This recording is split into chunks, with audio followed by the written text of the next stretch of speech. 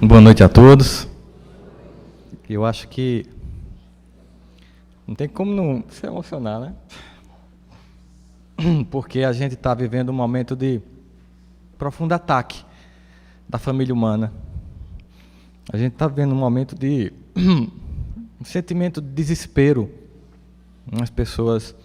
E eu sinto isso porque eu passo o dia ouvindo pessoas, eu passo o dia conversando com pessoas, eu passo vendo as notícias, eu vejo famílias humanas tentando sair de países conflagrados em guerra, com os filhos violentados, traficados por sexo, a Europa fechando as portas.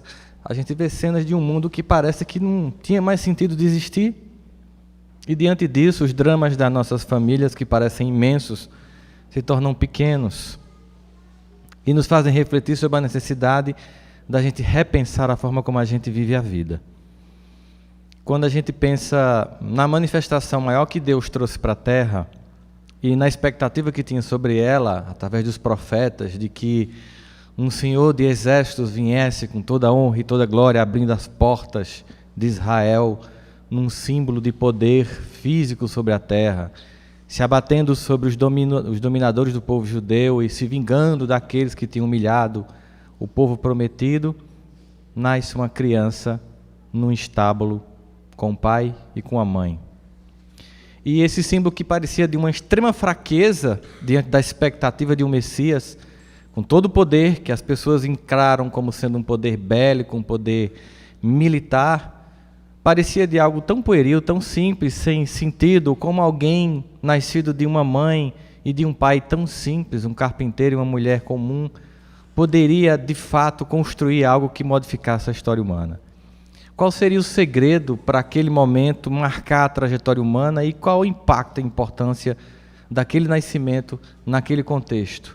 Por que Deus escolheu uma família simples para manifestar o esplendor de sua glória?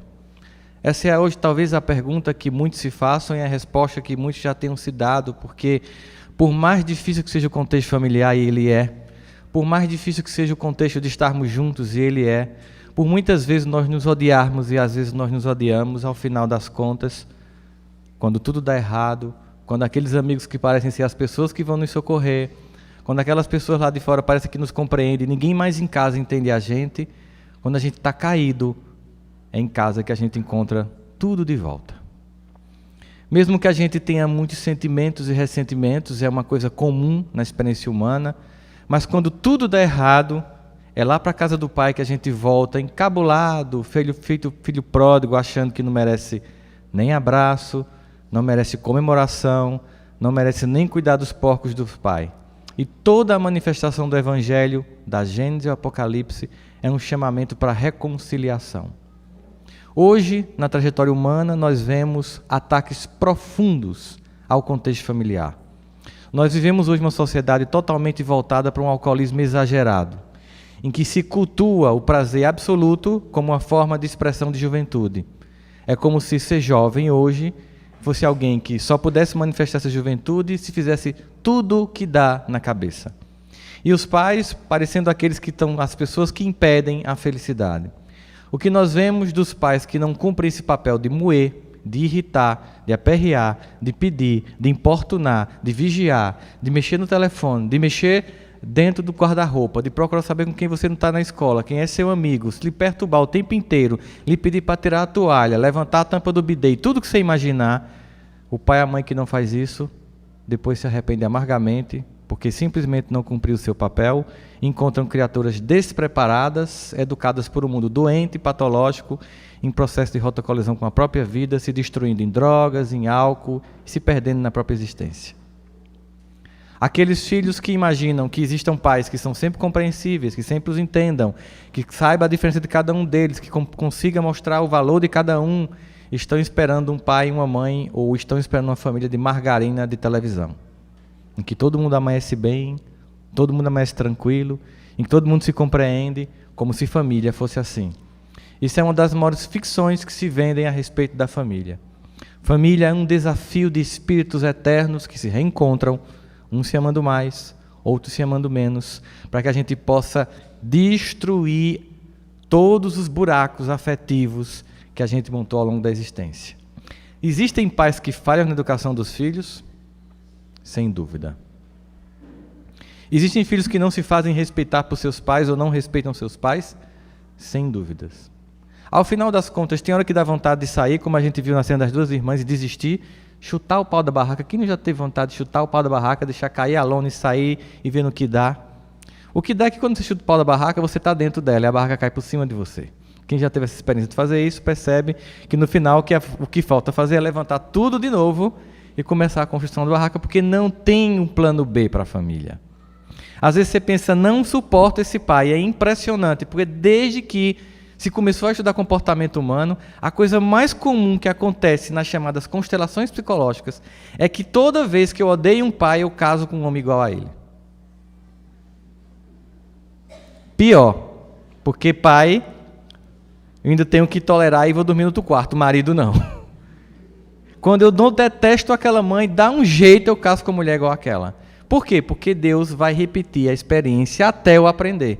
Então, diante de todas essas possibilidades que a gente vê, que a gente vai para um ambiente de trabalho, aquele irmão que a gente detesta, a gente vai morar lá nos Estados Unidos. Aquele irmão que a gente odeia é exatamente igual àquele colega de trabalho que a gente passa a odiar. Porque para onde a gente fugir, Deus repete a constelação familiar até ela ser resolvida. Portanto, fugir como plano B da família é um plano que não existe, é uma opção completamente vã. E tantas vezes a gente fica irritado com as obrigações, com as questões, com as imposições que os pais fazem, que são irritantes, porque é uma dinâmica entre aquelas pessoas que já estão aqui há mais tempo, que já tentaram coisas que a gente está tentando, crendo que vai dar certo, viram que não deu. A gente acha que eles estão tentando importunar a gente, impedir que a gente aconteça. E aí, por um lado, vem uma dinâmica. Por um lado, eu tenho que obedecer, porque, afinal de contas, existe uma hierarquia, existe um ordenamento espiritual de honrar teu pai e tua mãe. Mas, por outro lado, eu também tenho que tentar o meu jeito, a minha forma, porque eu tenho que ser uma outra pessoa. Essa dinâmica, ela fica o tempo inteiro operando na família. O tempo inteiro fica aquele pai e aquela mãe que quer manter as coisas como são e aqueles filhos que querem fazer que as coisas sejam diferentes. Naturalmente, essa temperatura às vezes sobe para mais, para menos, e ora, os pais ou completamente destroem os filhos por um processo de possessão tão absoluta que os torna inviáveis, fracos, não saem para pão só, não vão para lugar nenhum só, não conseguem falar com ninguém, são completamente reprimidos, e isso é uma família patológica.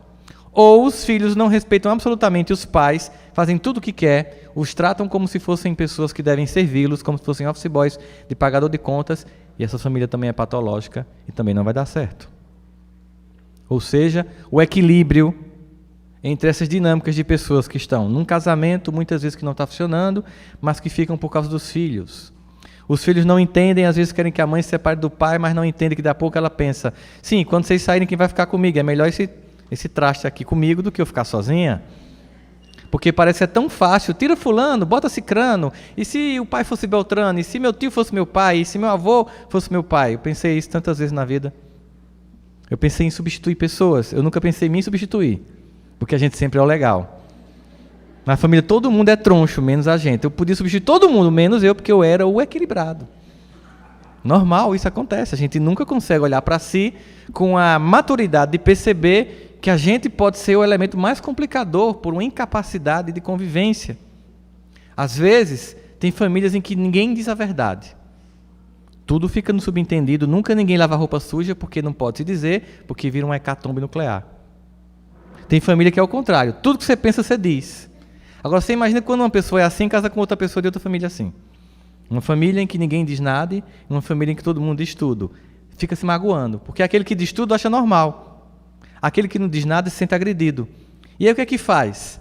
Tem que começar a se harmonizar e aprender. Aqui começa uma nova família.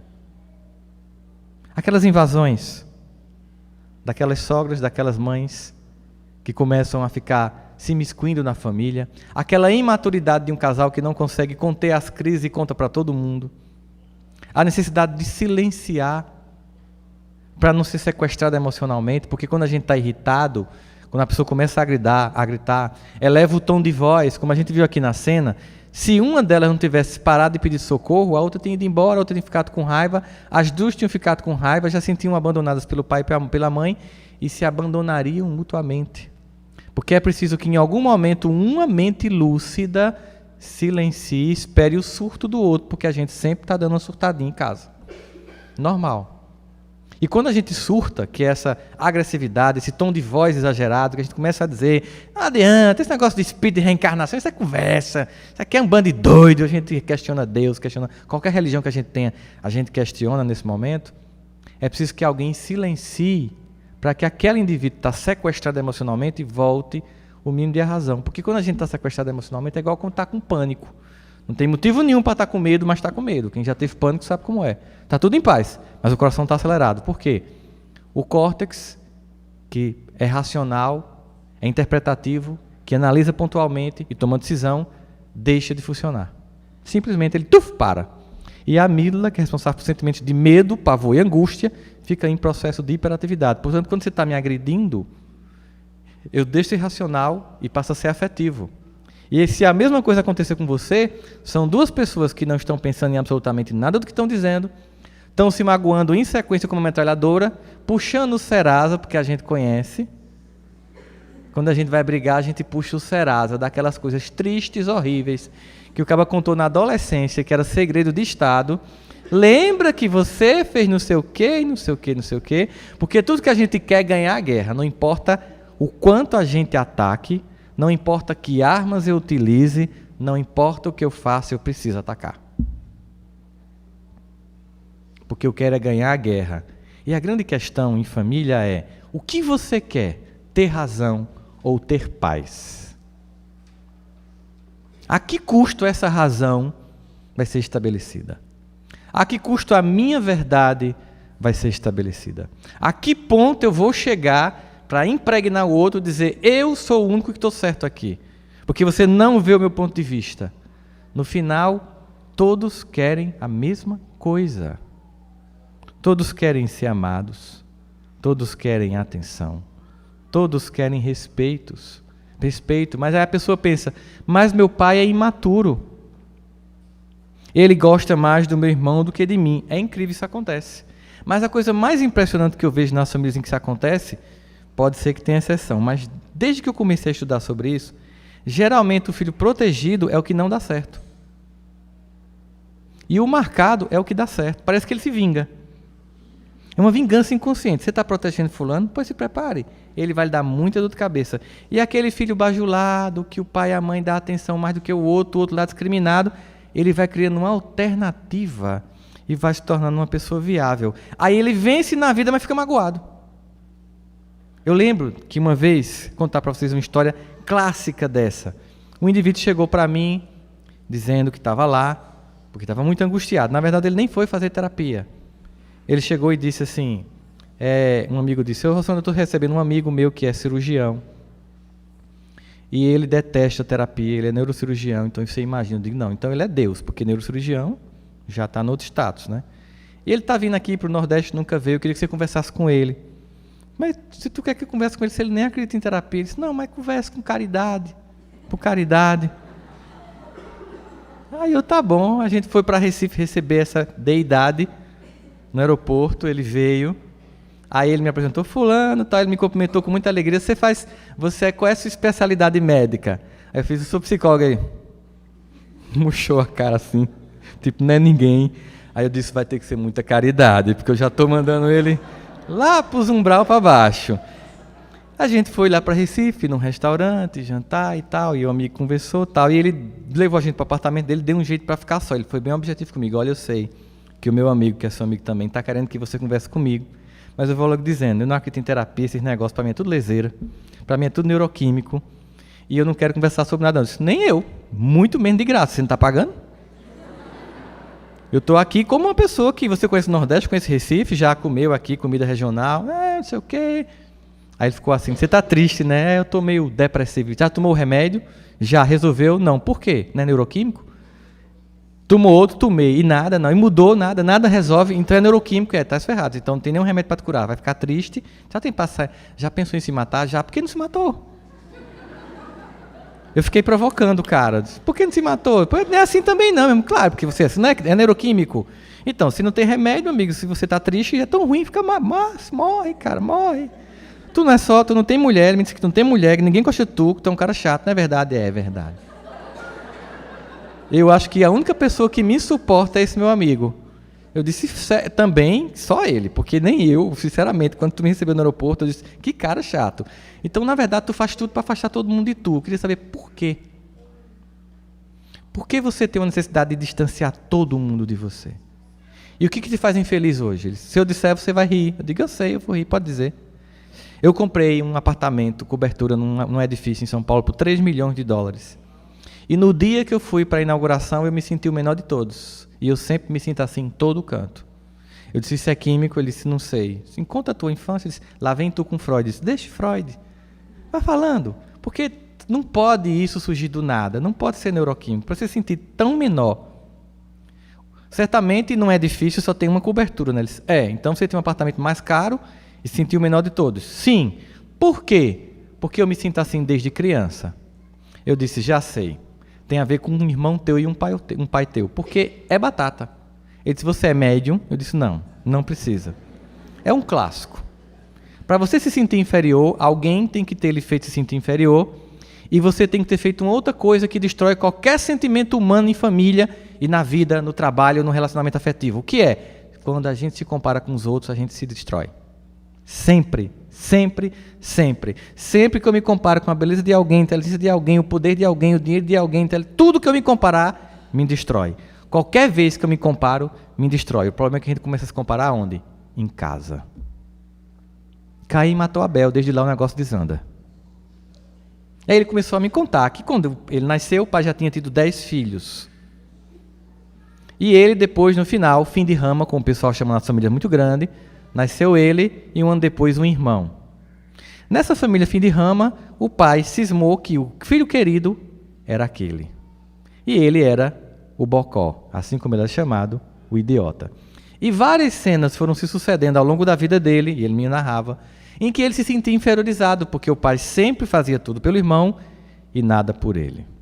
E nessa trajetória ele foi desenvolvendo uma mágoa muito profunda, porque o pai ridicularizava constantemente ele, e sempre exaltava o irmão. Ao longo da vida, ele entendeu que a única alternativa de sobreviver esse pai era se distanciando dele. E ele contou algumas cenas. Se você não consegue relacionar isso à tua vida hoje, não consigo relacionar. Mas tem toda a relação, porque toda vez que você vê uma figura de autoridade, você lembra do seu pai. E você certamente deve ter uma relação péssima com todos os seus chefes ao longo das residências médicas. Péssima. E toda vez que você vê alguém que é igual a você, um irmão, você se sente inferior a essa pessoa. E você deve se dar mal com todos os médicos que você conhece, com certeza. Mas qualquer pessoa que você julgue que está abaixo de você, você se dá bem. Isso eu me dou bem com as pessoas que eu julgo que estão abaixo de mim. Porque você criou um estereótipo mental. Quem é igual a mim é igual ao meu irmão, eu sou menor do que o meu irmão. Quem está acima de mim é igual ao meu pai, eu tenho que odiar, porque foi a pessoa que me fez se sentir menor do que quem era igual a mim, que é igual ao meu irmão. É equação psicológica. Se você não resolver, você vai ficar num ciclo vicioso o tempo todo. O tempo todo. Ele disse, o que é que eu faço? Me conta o que foi que você fez, porque você criou uma alternativa. Ele disse, o sonho do meu pai era ser médico. Olha que interessante. Quem virou médico? Ele. Como o pai não conseguiu ser médico, quem ele queria que fosse médico? O filho querido. Quem virou médico? O filho odiado. Percebe a dinâmica? Porque assim, é um objetivo inconsciente. Eu vou mostrar que eu vou ser o que ele disse que eu não vou ser. E o que meu irmão foi programado para ser, não vai ser. Mas acontece que ficou a mágoa. Ele venceu materialmente, mas psicologicamente estava derrotado, desestruturado. Eu disse, a única forma de você resolver isso é uma coisa que é bem complicada de ser feito. É uma coisa que as pessoas têm uma rejeição profunda. Elas já dizem que é impossível, mas quando é feito, é completamente libertador. Ele disse o que é? Você precisa perdoar essas duas criaturas. Porque você não pode perdoar ninguém do futuro. Porque eles são só reproduções dessas pessoas do passado. Como é que eu vou perdoar um homem de 80 e tantos anos que é um caduco?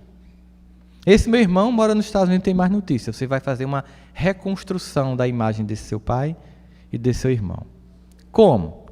Você vai conversar com seus outros 10 irmãos que nasceram antes de você para saber como eles vivenciaram essa relação com esse pai. Porque ele deve ter feito isso com outros. E eu comecei a me comunicar com ele. Na época não tinha Skype. Era por e-mail. E ele disse, ele ia, tudo que eu pedi ele fazia. Ele começou a conversar com esses irmãos e percebeu que todos tinham umas queixas desse pai. Cada um, em algum momento, achou que um pai gostava mais de um do que de outro. Naquela família de 3 filhos, o filho mais velho eu chamo de a experiência, tudo é com ele, tudo é testado nele, o que dá errado vai sendo modificado. O do meio é o carente, ninguém me ama, ninguém adora, ninguém quer bem. E o que vem depois não obedece absolutamente ninguém. É o clássico da família de 3 filhos. Vem para quebrar todas as regras. Pode ser que haja uma modificação e o filho mais velho ocupa o lugar do filho do meio, mas sempre tem o carente, mamãe não gosta de mim, nem papai gosta de mim. Tem o que não obedece ninguém e eu tenho que achar que é tudo só para mim. Todas as regras são comigo. Com meu irmão, a senhora não fez isso. Natural de um processo familiar. Nesse processo, ele começou a reconstrução dessa imagem. Eu disse, você fez medicina para se vingar do seu pai. E hoje, como é que seu pai vive? Ele depende de mim para tudo. E como é que você faz? Você dá uma pensão para ele? Não. Ele liga uma vez por mês para mim. Aí eu faço, me narra como essa ligação acontece, em detalhes. Ele liga para mim e eu faço, quanto é? Ele nem escuta o pai. Aí o pai diz quanto é, ele, tá bom, vou depositar, e desliga. Eu disse, sabe por que você faz isso? Para se vingar. Você espera seu pai ligar de forma humilhante, com mais de 80 anos, para dizer para ele, com seu tom de voz, aquele bocó é quem te sustenta, velho otário. Não é assim? E isso não lhe faz feliz. Isso não lhe faz feliz. Isso lhe dá uma sensação de vazio, porque você está devolvendo na mesma moeda. E não é assim que a gente lida com o universo. E como é que eu faço? Repense. Quem foi seu pai? Ele foi buscar quem foi aquele pai. Eu lembro da música de Renato Russo. Você diz que seus pais não lhe entendem, mas é você que não entende seus pais. Você culpa seus pais por tudo, mas isso é um absurdo porque eles são crianças, como você. O que você vai ser quando você crescer, porque somos todos almas em processos evolutivos. Então, quando a gente volta para a história dos nossos pais, descobrem que eles tiveram pais que também traumatizaram eles. Que eles tiveram uma vida pior do que a nossa, que foi muito mais difícil, foi muito mais ferração na cabeça e que ainda assim, apesar de tudo que passaram, estão tentando dar o que podem. Aí você reconfigura na cabeça, peraí, aquele algoz um dia foi uma criança que foi vítima de um pai pior do que ele tem sido para mim. Então o que ele dá é muito perto do que ele teve. Na verdade, meu pai está tirando leite de pedra. Quando ele foi a trajetória daquele pai, descobriu coisas tão trágicas na educação daquele pai que ele percebeu que ele apenas por um processo automático reproduzia tudo o que ele recebeu de desamor, de desrespeito, de desesperança. Naquele momento, eu disse, você precisa resgatar o seu irmão agora. O irmão tinha virado peão de obra nos Estados Unidos. Olha que irônico. O que era para ser médico era peão de obra. E o que era para ser o peão de obra era o médico. O irmão foi para os Estados Unidos e ele conseguiu entrar em contato com o irmão através de um outro, ligou para ele. E o irmão, surpreso, perguntou o que é que ele queria. Ele disse, eu queria resolver com você o ódio que eu sinto por você.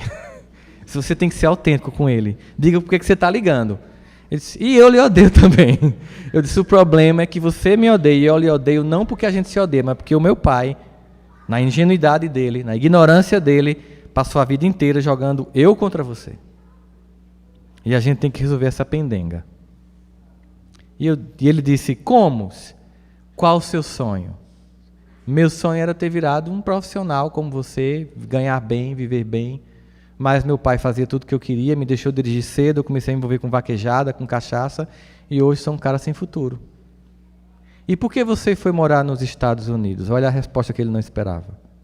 Porque foi tão vergonhoso ver sua vitória que eu precisei ficar longe do seu sucesso. Olha o que é o núcleo familiar. Eu fugi para não ver o seu sucesso.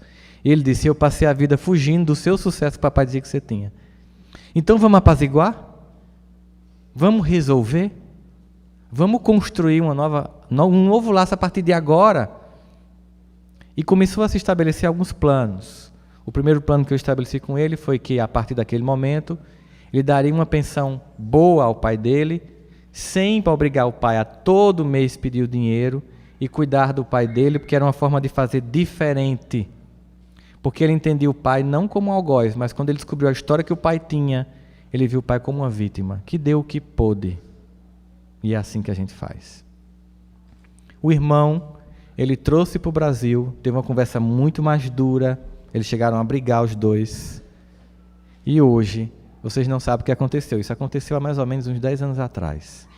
Duvido vocês dizerem o final dessa história. Ganha um livro, Santana, se é o final da história. Pode ser o final da história. Quando ele voltou para o Brasil, o irmão disse: só tem uma forma da gente se reconciliar, é a gente se amar. E eu tenho uma proposta para você, que é: fique morando comigo aqui em São Paulo, no meu apartamento, eu moro só, ninguém gosta de mim. Você está querendo me perdoar, eu estou querendo lhe perdoar, a gente está querendo reconstruir. Qual é o seu sonho? O meu sonho é ser médico. Pois eu vou lhe fazer médico. Eu vou pagar um cursinho, vou pagar uma faculdade, e hoje os dois operam juntos. Porque em algum momento alguém decidiu que não era mais tempo de ressentimento, de encontrar culpado, de acusar, e apenas refazer o caminho. Toda vez que você quer encontrar culpados, você encontra quem acusar. Quando você acusa, você se justifica. Aí você diz: está vendo? A culpa não é minha, está dando errado por causa dele, por causa dela, por causa do meu irmão, por causa do meu avô, por causa do amarrado, alguém que se suicidou, alguém que era alcoólatra. Você vai sempre encontrar culpado. E quando você encontra culpado, você não avança. Você paralisa a vida. Quando você para de encontrar culpados e diz assim: é isso que eu tenho, são essas pessoas que estão aqui ao meu redor. Eu sou isso também para elas, é o máximo que eu posso fazer. O que é que eu posso construir com isso que eu tenho? Sem fantasia, sem a esposa idealizada, sem o pai idealizado, sem o filho idealizado, sem comparar filhos com filhos, que isso destrói qualquer criança. Um é mais estudioso, o outro não é. Ponto. Parabéns. Não significa que o mais estudioso vai dar certo e o outro não vai. Isso é uma piada. Tem gente que é um estudante medíocre durante todo o colégio, quando vai trabalhar, vira um sucesso. Tem gente que é um estudante CDF durante toda a escola, quando vai trabalhar, é um medíocre. Porque a vida surpreende o tempo inteiro. Criar estereótipos para medir pessoas é uma forma de torturar filhos, de torturar pais, de torturar relacionamentos. Se comparar com as pessoas é uma forma de se destruir, se desconstruir e se sentir inferiorizado e menor. Deus quer que a gente seja autêntico como a gente é. Não tem ninguém igual a gente. O DNA é igual? Não. A polegar é igual? Não. A íris de olho é igual? Não. Então a coisa mais ridícula que pode ser numa mente humana é querer imitar outro. Nós temos que ser quem somos. É o que tem para agora no projeto de Deus. Nós já fomos tantas coisas em outras vidas, já tivemos poder, beleza, tudo. A gente já usou mal tudo isso. E cada encarnação tem objetivos de aprendizado. Então o foco tem que ser o que eu tenho para agora. O que eu vou fazer agora. No momento que eu paro de procurar lá fora os recursos que eu imaginava que só lá fora estava, eu começo a perceber que tem aqui dentro. E ao invés de encontrar culpados, ao invés de apontar dedos, eu começo a buscar recursos em mim. E esse processo reconstrói as possibilidades. Porque quando não depende mais dos outros, quando não é mais por causa do meu pai, da minha mãe, do governo, enfim, de tudo que eu posso encontrar como culpado, volta para mim, por um lado é angustiante, porque se eu não tenho mais culpados, agora a culpa é minha. E é angustiante, dá medo. É melhor continuar tendo alguém para apontar. Mas se não, por um outro lado, se voltou para mim, se está na minha mão, eu posso até me sentir fraco. Eu posso achar até que eu não tenho condição, mas se está na minha mão, a partir de agora, com as forças que eu tiver, eu vou começar a mudar o jogo. Eu vou começar a mudar, porque depende de escolhas que eu estou fazendo. As pessoas vão continuar difíceis ao meu redor? Vão. A minha família vai continuar tendo problema? Vai. É somente a minha? Não. Se a gente fizesse hoje uma experiência de abrir esse microfone para cada um aqui ver dar um depoimento do que é que vive, ia ser um chororô triste. Ao mesmo tempo, ia ser alentador, porque a gente ia ver, meu Deus, tem coisas piores do que eu passo e as pessoas enfrentam. Não existe gente, ninguém no mundo de hoje, um planeta em transição, regurgitando de angústia coletiva e individual, não tem gente zen. Não tem gente feliz. Tem gente fingindo. Tem gente metendo cachaça o final de semana inteiro para escassar a vida desgraçada que tem. Tem gente se drogando tudo para esquecer a vida miserável que escolheu. Poucas pessoas aguentam no cru a vida como ela é, porque ninguém enganou dizendo que a gente está aqui na Ilha de Caras. É um planeta difícil, que a doutrina espírita diz, mundo de expiações e provas, Jesus dizia, o mundo jaz no maligno. E tem gente que acha que está aqui de férias. Tá não. Mas apesar disso, se é tão hostil o ambiente planetário, existe tanta competição, tanta concorrência, tanta comparação, tanta destruição, tanto desvio, tanta queda, tanta mortandade, um lugar que é desafiador e que é difícil continua a ser o único porto seguro, com toda a loucura que nos recebe sempre que tudo dá errado, com oportunidade de refazimento. Mesmo que a gente escute, eu sabia que ia dar errado, eu não falei para você que ia dar errado. Mesmo que a gente escute essa ironiazinha, é quem recebe no final. Seja por força da lei, você não pode abandonar o incapaz, seja por força da pressão psicológica, de que você não vai fazer isso para não ir para o inferno, para ir para um umbral, seja lá o que for, as famílias, elas continuam sendo o lugar onde tudo pode de fato acontecer. Pessoas que a gente imaginava jamais perdoar, hoje não imaginamos mais como conviver sem. E pessoas que a gente não suportava ouvir a voz, de tanto que cobrou, de tanto que importunou, no dia que calou, o que a gente mais queria era ouvir a voz de novo. Muita paz e que a família de vocês, de todos nós, sem fantasia, seja o desafio a ser vencido para conquistarmos um mundo novo.